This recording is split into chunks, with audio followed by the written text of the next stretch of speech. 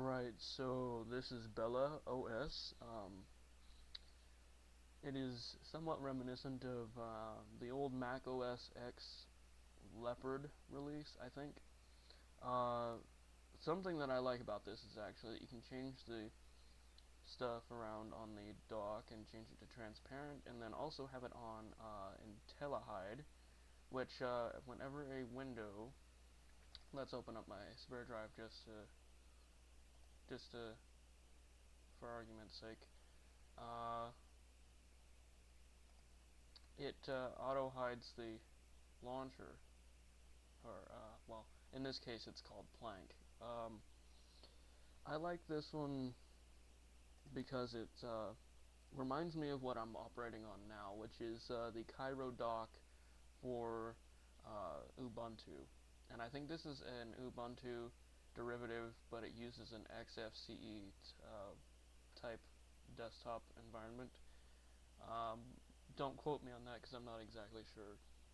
But so you get Plank, and it already has Software Center and Synaptic Package Manager already installed on it when you install it. It also has LibreOffice, the whole suite, I believe.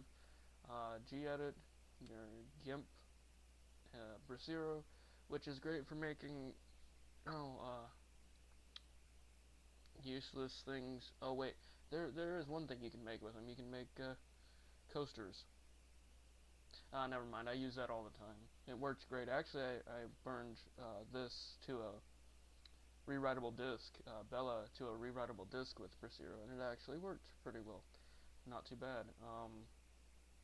You get VLC, you get Shotwell, your system monitor, which Bella, I believe, operates best under the circumstances of at least 512K of RAM. And right now it's accessing my CPUs quite a bit because it's not used to this, and as well as being ran from a disk and needing a lot of memory space. It's not using a swap yet. It's only using about 15% of memory of my almost 4 gigs.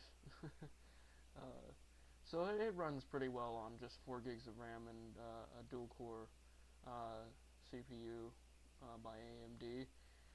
Uh, Things that I like about it is the terminal is by the XFCE desktop, and it's not too bad. I like the GNOME terminal better, um, but this one does work for just stuff that you need, or that may come up needing your resources. Anyway, Thunar is a good file manager, and it runs seamlessly on this one so far that I've noticed. So I think it's got its own, yeah, it's got its own. I think this is its own media player, but I'm not sure. I think Banshee is available on everything else, but I'm not completely sure. Don't quote me on that. Oops, I don't know what happened there for a minute. There we go. Okay, so Banshee I think is on everything else that I've reviewed. Maybe I just haven't seen it. Uh, yeah, Banshee is basically it's I think that's where Pear got its idea for its own media player. But hey, Pear was doing a great job at what it was doing at the time.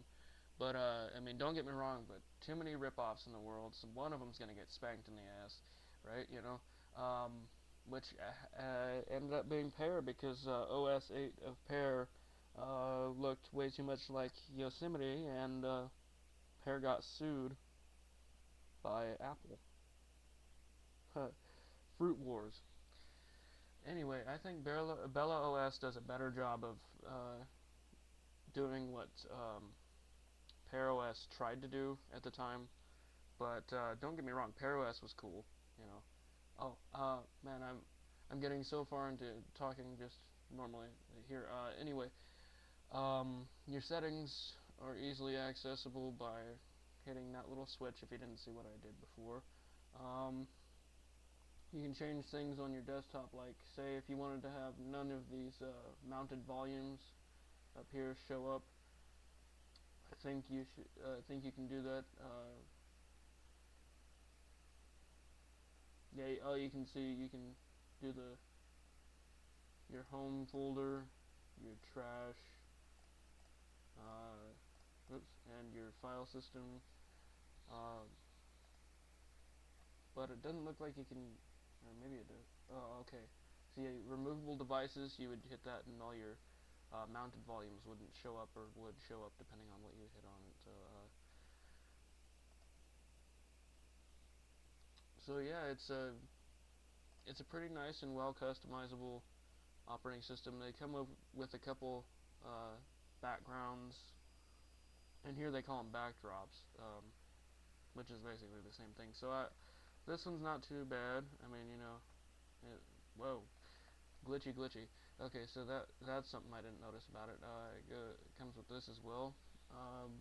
Personally, I think the one with the logo would have been best to actually boot it up in, which was this with Bella sitting there. Uh, but it didn't boot up with the Bella. It booted up with that or one of these, depending on. I don't know exactly what one it booted up with. I just know it didn't have Bella on there. I like how they have a lot of Galaxy type of backdrops for this. It oops. It looks nice. It's a well polished system for what it is. This is release 2.2 BT dubs. If I didn't say that, I don't think I did. So it comes pretty well packaged. I can't remember exactly the size of the of and for some reason it's not wanting to load. Oh, okay, it takes a little bit. Yeah, see, it loads up pretty fast, so you don't need to bog down the system with unnecessary crap I mean, well, it's not crap, it's something you need. But this comes with pretty much everything you need anyway. Um, I would have preferred to have Chromium instead of Firefox, but Firefox isn't that bad. Final, like, complete final thoughts on this is it's well put together, it's simple, and it's not complicated for a beginning user. So I mean, you'd probably have better luck coming over from a Macintosh to this, um, but Windows users could definitely hit this distribution up and try it out. Of course, all you have to do is just get some sort of image burner like Image Burn or um, anything out there that can burn a disk, and you'd need something that's probably at least a DVD sized disk of at least probably maybe a 2 gig disk would do. But you just burn it to the disk and then boot up from the disk if your BIOS will let you, and it should. Uh, Most computers do these days. But if you guys want to try it out, definitely try it out. Because to me, at first glance, and I've just played around with this for about a half hour, and that's it. It looks great. So if you want to see more videos like this, go ahead and subscribe down in this bottom hand corner.